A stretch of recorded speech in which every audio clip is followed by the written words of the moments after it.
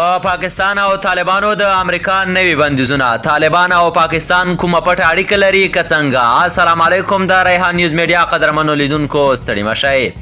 امریکایي سناتورانو پر طالبانو او پاکستان د بندیزونو لپاره قرارداد وړاندې کړی. د امریکا په سنا مجلس کې له 100 زیاتو سناتورانو پر طالبانو د بندیزونو لګولو قرارداد د جرګې ته وړاندې کړ. په دې قرارداد کې چې پرون سیشن بعد سپټمبر 28 وړاندې شو د پاکستان یادونه هم شوې ده او ښایي دغه هیواد هم د بندیزونو کې شامل کړل شي.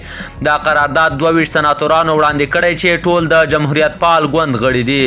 په قرارداد کې ویل شوي دوی پر طالبانو او پر هغو چې د طالبانو مرسته کوي د یو لړ بندیزونو لګولو غوښتنه کوي. د قرارداد کې چې په افغانستان کې د ترهګرۍ ضد مبارزه څارنې او محاسبه نوم ورکړل شوی وړاندیز شوی چې امریکا باید په ملګرو ملتونو او په خپل امریکا د طالبانو هیڅ غړی د افغانستان د سفیر او استازي په توګه ونه مني. دوی دغه راز غوښتنه کړې ده چې له ټولو هغو بنسټونو سره د امریکا مرستې بیا وارزول شي چې د طالبانو ملاتړ کوي.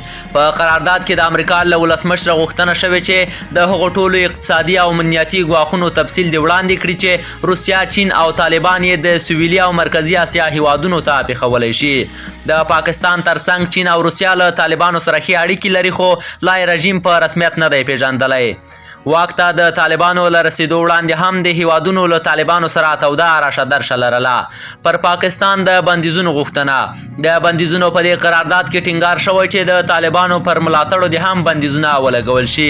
په دې لړ کې د پاکستان یادونه شوې ده. سناتورانو د امریکا د بهرنیو چارو وزیر نه غوښتي چې له 2020 نه تر 2021 پورې د طالبانو په ملاتړ کې د پاکستان د رول ارزونه دې وکړي. دوی ویلي د بهرنیو چارو وزارت دې په هغو بریدونو کې د پاکستان رول وارزوي چې په پایله کې د افغانستان حکومت ړنګ شو.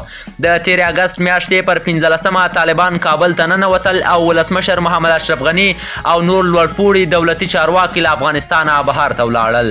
په وړاندې شوي قرارداد کې پر پنجشیر ولایت د طالبانو په عملیاتو کې د پاکستان یادونه شوې او غوښتنه شوې چې په دې عملیاتو کې د پاکستان رول وارزول شي. د طالبانو لخوا د کابل او نورو ټولو ولایتونو له نیولو وروسته په پنجشیر کې لا هم مقاومت وو.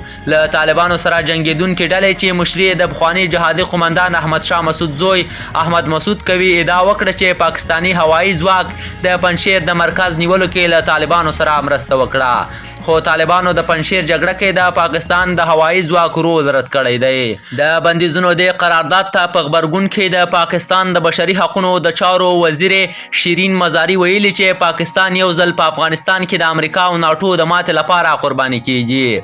هغې ویلي پاکستان له امریکا سره د ترهګرۍ ضد مبارزه کې د یو متحده په توګه لوړه بیه پرې کوي. میرمن مزاري ویلي ناټو او امریکا باید د پاکستان هدف ګرځولو پر ځای افغانستان کې پر خپلې ماتې فکر وکړي. د یادونې وړ ده چې پرون د سیشنبې ناسته کې د امریکایي پوځ چارواکو او د سنا مجلس غړو د افغانستان په کشاله کې د پاکستان پر رول سخت نیوکې وکړې. د سنا مجلس د وسلوالو ځواکونو کمیټې مشر سناتور جګریډ وویل د امریکا حکومت ونه توانید چې افغانستان کې د 20 کلن ماموریت پر مهال د پاکستان دوه مخې پالیسي وپیژني.